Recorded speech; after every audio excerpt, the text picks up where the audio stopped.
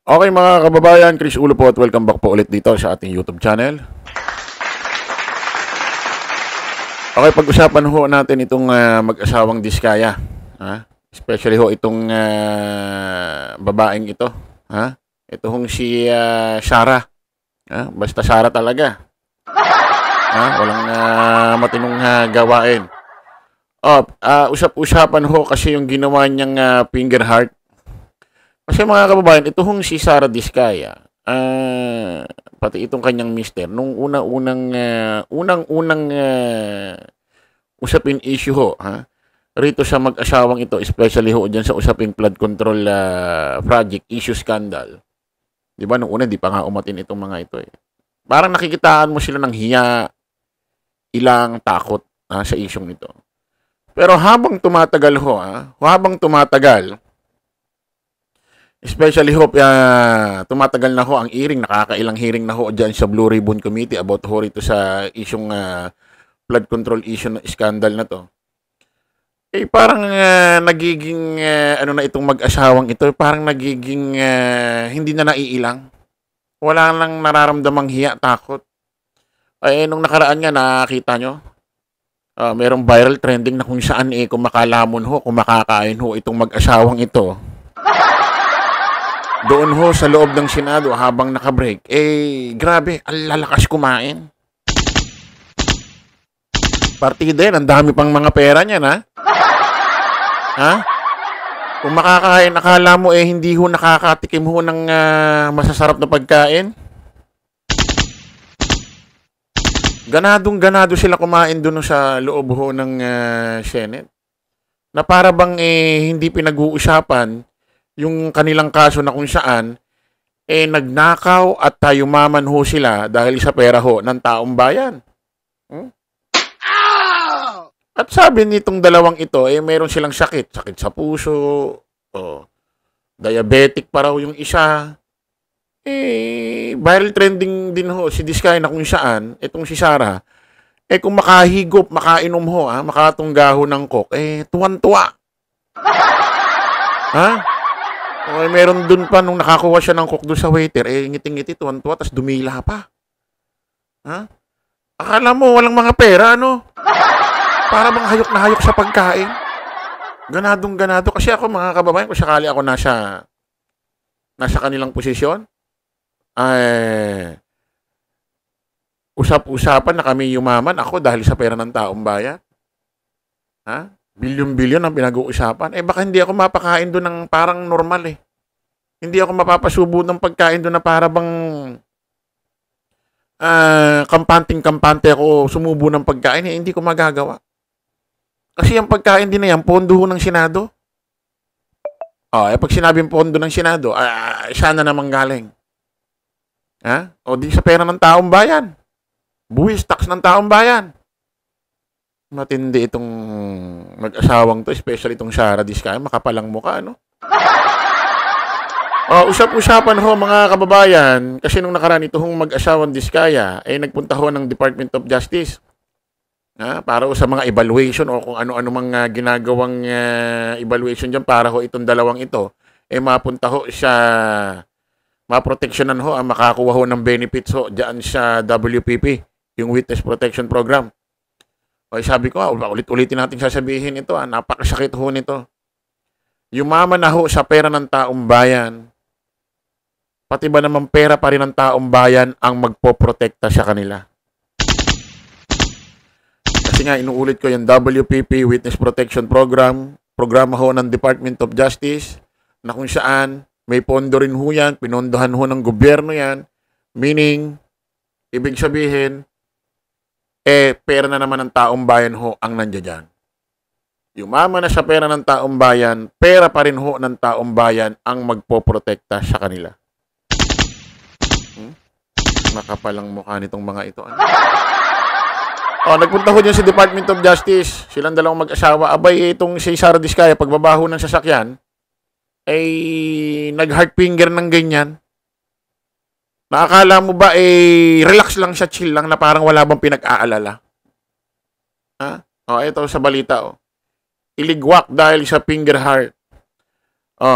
inihayag ni Department of Justice DOJ spokesperson Miko Clavano na ang ginawa ng kontraktor na si Sara Diskaya na pag-finger heart sa media ay kabilang sa mga isa sa alang-alang sa pagtukoy kung karapat-dapat ba siyang mapasama sa Witness Protection Program.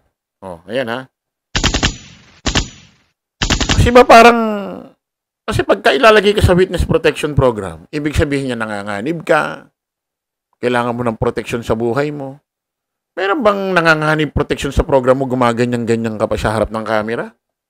Na para ka nag-aasal na bata, immature. Para bang lumalabas ho kasi rito, para bang hindi siya nag-aalala. Parang laro lang ang lahat. Isipin mo ang pinag-uusapan dito, Sara Diskaya, ma'am. Bilyon-bilyong pera ho ng taong bayan. Buwis tax ng taong bayan. Na nagpayaman sa inyo. Na kinurakot nyo. Tapos nakukuha mong gumanyan. Baliw ka ba? Ha? Para bang re-relax-relax ka, no? Ha? Saan ba yung witness protection program mo? Bakit gusto nyo yan? Dahil sa may gusto bang... Dahil saan ba? Dahil ba sa... Meron bang gustong bumanat sa inyo o natatakot kayo sa taong bayan? Oh. Dapat nga ito tablahin na lang eh. Kasi may mga pera naman to pwede naman kumuha o to ng mga private security. Sa mga private security agency. Ha? Oh. Tignan dyan itong video ito. Oh. Lang po. How did it go po, ma'am? Gandahan niyo yung memes ko. Ma'am, how did it go? Ma'am, how are you? Kala mo, prinsesa, ano? Gandahan daw yung memes ko. Tapos naglalakad. Tapos may hawak pang Starbucks na kape. Para bang wala lang, ano? Para bang... Sabi ko nga nung una, takot pa ito. Nakikitaan pa natin ng ilang takot hiya doon sa mga unang hearing. Pero habang tumatagal, parang nagiging kampante na silang mag-asawa, especially itong Sara Diskaya. Dahil ba may mga handang magbigay ng protection sa inyo? Ha? Nakakaramdam na ba kayo ng ganon? Ha? Umiiral pa ba ang pera ninyo? Ha? Isipin mo, gandahan niyo yung memes ko. Para bang kampante lang, ano? Alam mo, kahit anong gawin ng taong bayan sa social media, dyan sa mga pagmumukha niyong mag-asawa, walang problema. Baka nakakalimutan nyo. Bilyon-bilyon, ha?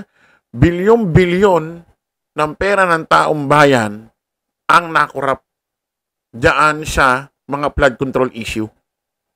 Na lumalabas sa investigasyon, grabe ang ginawa niyong korupsyong mag-asawa. Kaya kahit yung mukha mo, lagyan ng gawing manananggal, aswang vampira sa Facebook.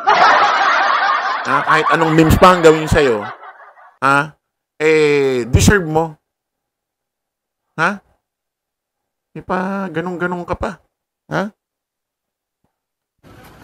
Oh, meron pang isa, ito yung heart finger ho Oh.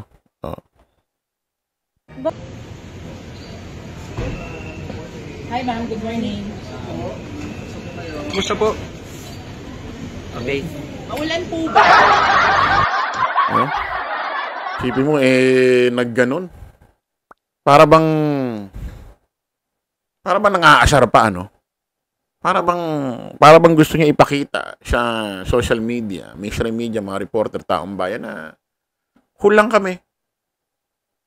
Everything is under control. Parang okay pa rin kami, mayaman pa rin kami. Parang hindi kami nag-aalala, kaya gaganyan-ganyan siya.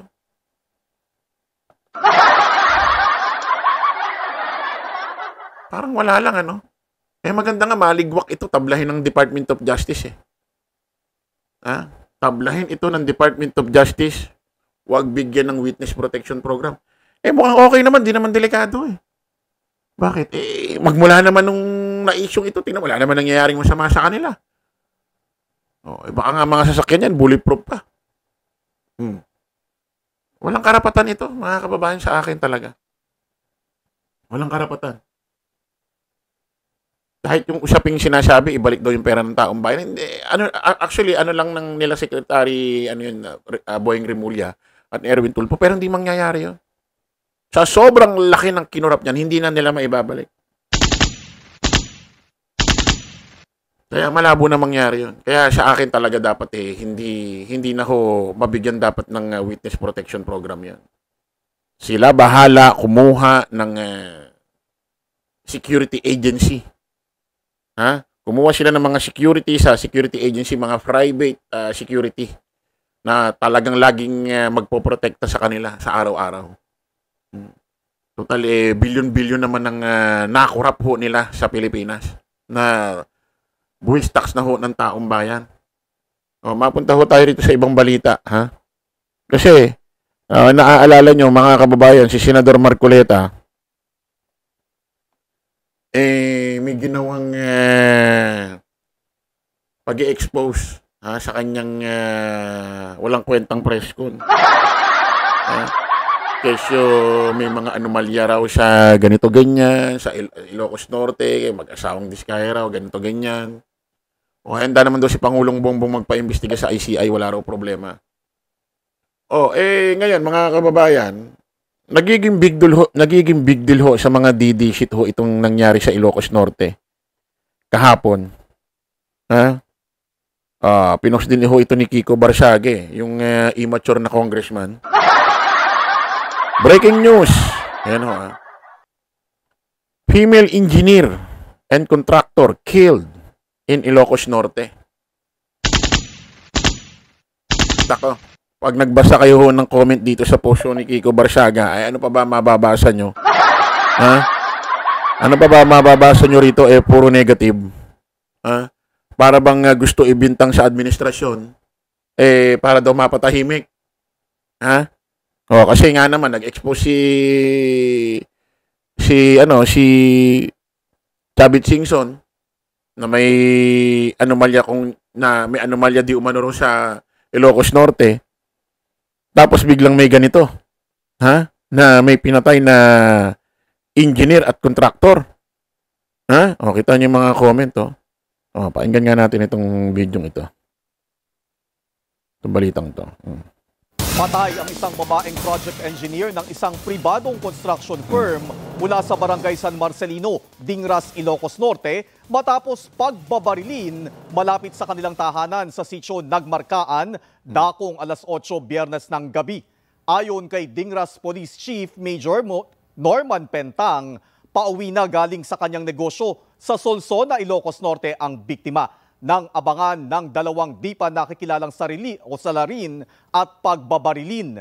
Natagpo ang duguan ang biktima sa loob ng kanyang puting utility van na nahulog sa kanal sa gilid ng kalsada. Nagtamo siya ng isang tama ng bala sa likod. Dinala pa sa pagamutan ang biktima pero idineklarang patay habang ginagamot. Na-recover ng pulisya ang 3 deformed na bala at 6 na basyo ng kalibre 45 sa crime scene. Patuloy pang inaalam ang motibo at suspect sa pamamaslang. Hindi pa matukoy ng pulisya kung may hinawakang project sa ilalim ng DPWH ang biktima. Ayan mga kababayan, maliwanag. Mismo sa Ilocos Norte nangyari ho ito. Itong project engineer na ito. At may kasama pa yatang kontraktor. Inaalam pa raw sa DPWH kung may ginawang proyekto to under sa kanila. Nakakapagtaka nito, bakit biglang may namatay ng ganyan sa Ilocos Norte? Matapos ho ang pahayag ho ni Chavit Singson. Ano to? Ano na naman gusto nyong ano na naman ang gusto nyong ipa-mind conditioning sa tao? Para ibintang? Ano to? Pinatay para ibintang ka sa Administrasyon Marcos kay Pangulong Bongbong Marcos? Dapat ho magpaliwanag ang DPWH dito para mawala ho ang konklusyon ho ng mga tao, especially ng mga DD shit. Dapat magpaliwanag, i-confirm itong pangalang project engineer na ito kung under sa kanila. Kaya naman pinatay ito, baka aksidente, coincidence lang. project engineer siya tapos kaya siya pinatay may ibang personal na problema. Baka may kaaway or ganito. Walang kinalaman sa kanyang trabaho, sa kanyang ginagawang mga proyekto. So abangan natin. Baka magbigay ho ng pahayag ho dyan ng DPWH. Sila bagong secretary kalihim ho dyan. Sila Secretary Dizon. Okay mga kababayan, kita-kita ulit tayo sa panibagong vlog. Bye-bye po.